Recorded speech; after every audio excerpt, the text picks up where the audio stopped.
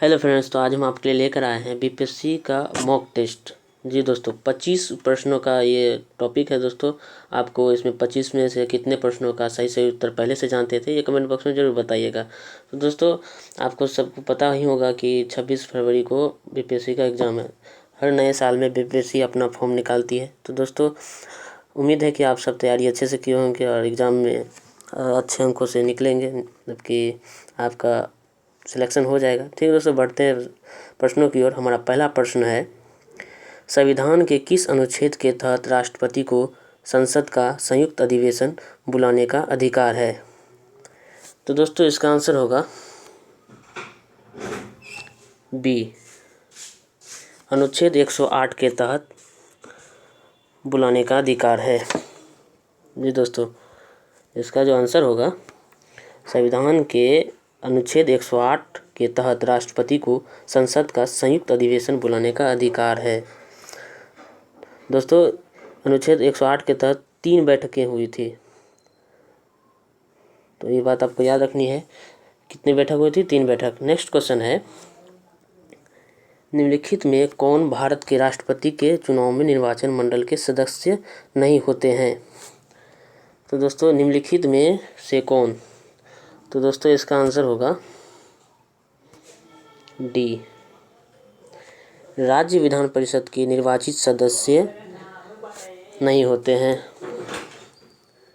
चुनाव में निर्वाचन मंडल के सदस्य नहीं होते, राष्ट्रपति के चुनाव में नहीं होते हैं। नेक्स्ट क्वेश्चन है, नीति निदेशक तत्व के संबंध में गलत कथन को चुनिए।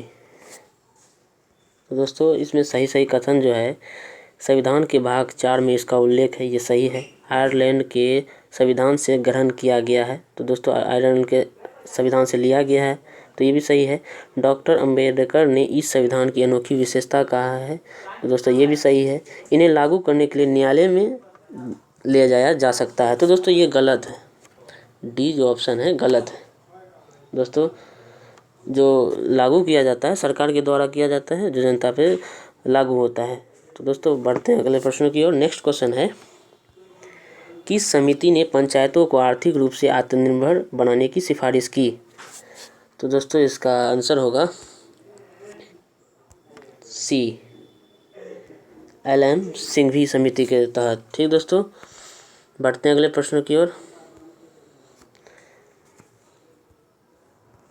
किस संविधान संशोधन के द्वारा मौलिक कर्तव्यों का संविधान में जोड़ा गया? तो दोस्तों, बताना है आपको कि कौन सा आंसर होगा, कमेंट बॉक्स में ज़रूर बताइए। इसका जो आंसर होगा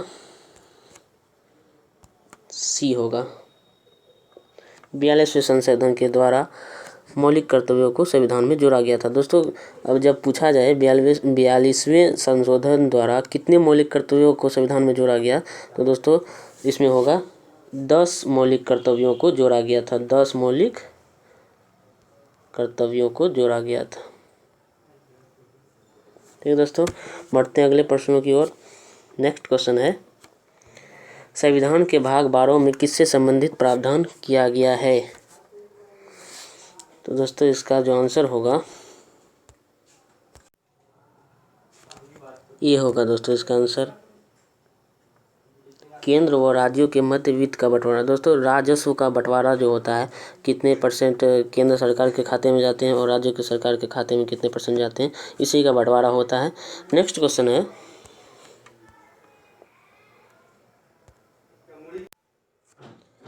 संविधान का कौन सा अनुच्छेद संसद को विधि निर्माण की शक्ति प्रदान करता है?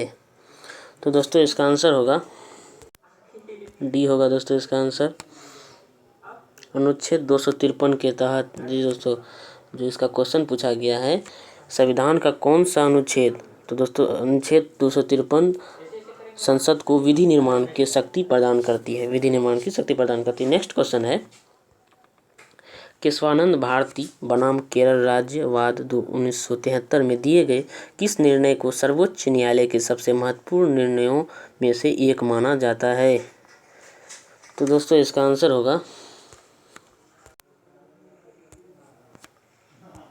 दोस्तों इसका आंसर होगा सी, संविधान की आधारभूत संरचना के सिद्धांत के लिए। जी दोस्तों, इसका आंसर होगा सी। नेक्स्ट क्वेश्चन है, संविधान के भाग 17 में संघ के शासकीय प्रयोजनों के लिए प्रयोग होने वाले अंकों का वर्णन है, या निम्नलिखित में से है। तो दोस्तों इसका आंसर होगा सी, भारतीय अंकों का अंतर्राष्ट्रीय रूप। जी दोस्तों, इसका जो होगा अंतर्राष्ट्रीय रूप में होगा भारतीय अंकों का पहचान। नेक्स्ट क्वेश्चन है, 1966 ईस्वी में गठित प्रशासनिक सुधार आयोग के अध्यक्ष थे। तो दोस्तों इसका आंसर होगा डी, मोरारजी देसाई थे। जी दोस्तों, मोरारजी देसाई थे, जो ये 1966 में थे, और जो दूसरी जो प्रशासनिक सुधार आयोग थी 2005 में बनी, जिसके अध्यक्ष थे वीरप्पा मोइली। कौन थे दोस्तों? वीरप्पा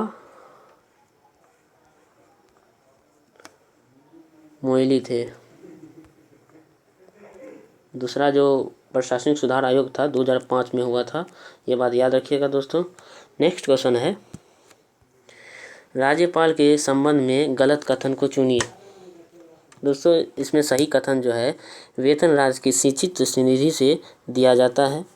पहला जो है ऑप्शन सही है दोस्तों, ये जो ऑप्शन है सही है, वेतन राज्य के सिंचित निधि से दिया जाता है। और चौथा जो ऑप्शन है, पेंशन भारत की सिंचित यानी सिंचित निधि से दिया जाता है, ये भी सही है दोस्तों। लेकिन ये जो है ऑप्शन 2 और 3 ये गलत है दोस्तों।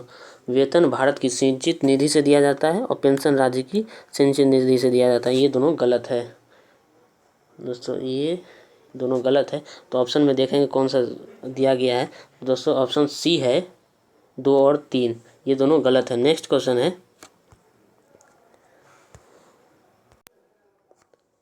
आर्थिक आधार पर आरक्षण को किस संविधान संशोधन द्वारा स्वीकार किया गया? तो दोस्तों इसका जो आंसर होगा सी होगा, 103वें संशोधन के द्वारा स्वीकार किया गया। नेक्स्ट क्वेश्चन है, किस शासक को उसके सिक्कों पर वीणा लिए हुए अंकित किया गया है? तो दोस्तों इसको वीणा वादक भी कहा जाता है, तो इसका आंसर होगा ए, जिसे भारत का नेपोलियन भी कहा जाता है, समुद्रगुप्त। इसका आंसर होगा ए ऑप्शन, ये सही होगा। भारत का नेपोलियन किसको कहा जाता है? समुद्रगुप्त को। नेक्स्ट क्वेश्चन है, वैदिक काल में आजीवन अविवाहित रहने वाली कन्याओं को निम्नलिखित में क्या कहा जाता है या कहा जाता था? तो दोस्तों इसका आंसर होगा बी, अमाजू कहा जाता था। क्या कहा जाता था दोस्तों? अमाजू कहा जाता था। इसका जो आंसर होगा अमाजू, बी। नेक्स्ट क्वेश्चन है, ताम्र पाषाणिक स्थलों में अनाज का सबसे बड़ा साक्ष्य किस स्थल से प्राप्त हुआ है? तो दोस्तों इसका जो आंसर होगा सी होगा, नर्मदा टोली, जो नर्मदा नदी के किनारे बसी हुई थी। किस नदी के किनारे बसी हुई थी? नर्मदा नदी के किनारे बसी हुई थी नर्मदा टोली। तो दोस्तों अनाज का सबसे बड़ा साक्ष्य कहाँ से मिला था? नर्मदा टोली। इसका आंसर सी होगा। नेक्स्ट क्वेश्चन है, 14वीं सदी पूर्व का बोगाज कोई अभिलेख कहाँ से प्राप्त हुआ है? तो दोस्तों इसका जो आंसर होगा ये होगा, एशिया माइनर से प्राप्त हुआ है। बोगाज कोई का अभिलेख कहाँ से प्राप्त हुआ? Asia minor. नेक्स्ट क्वेश्चन है, निम्नलिखित में से किस शासक ने संपूर्ण श्रीलंका पर विजय प्राप्त की? तो दोस्तों सर्वप्रथम जो श्रीलंका पर विजय प्राप्त की थी वो थे राजराज प्रथम थे। लेकिन दोस्तों ये जो विजय प्राप्त तो की थी, लेकिन संपूर्ण श्रीलंका को नहीं विजय कर पाए थे। तो इसका जो आंसर होगा बी होगा।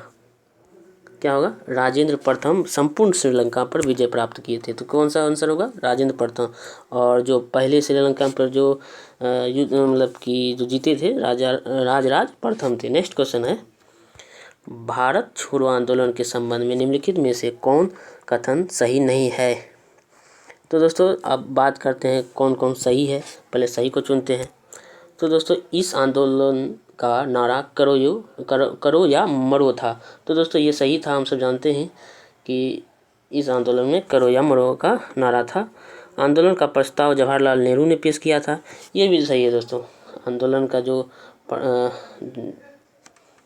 पेश किया था जवाहरलाल नेहरू ने किया था प्रस्ताव। तो दोस्तों अब गलत कौन कौन है तो उसकी बात करते हैं। ब्रिटिश हुकूमत द्वारा ऑपरेशन 10 ओवर चलाया गया था। दोस्तों ये गलत है, ब्रिटिश हुकूमत द्वारा ऑपरेशन 10 ओवर नहीं चलाया गया था।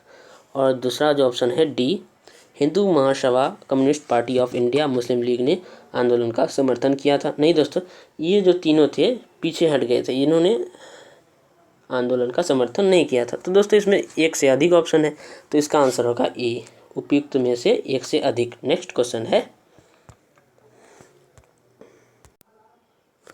न्याय दर्शन के प्रवर्तक निम्नलिखित में से कौन है? तो दोस्तों इसका जो आंसर होगा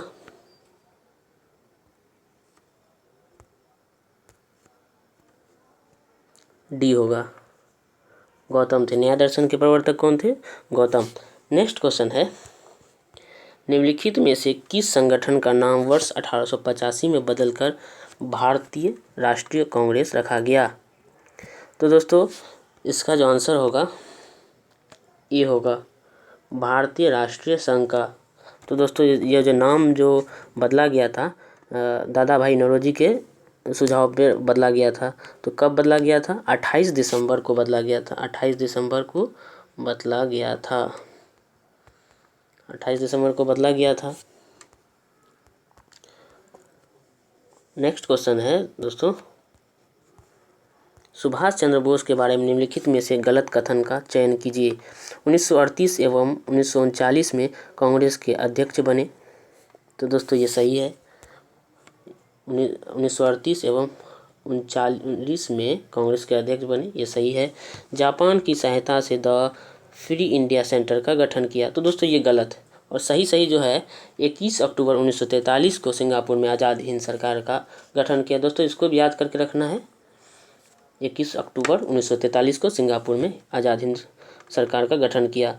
उन्होंने तुम मुझे खून दो मैं तुम्हें आज़ादी दूंगा इसका नारा भी दिया था। दोस्तों ये 3 बातें आपको ध्यान में रखनी है। और इसका जो गलत है दोस्तों, इसका जो आंसर होगा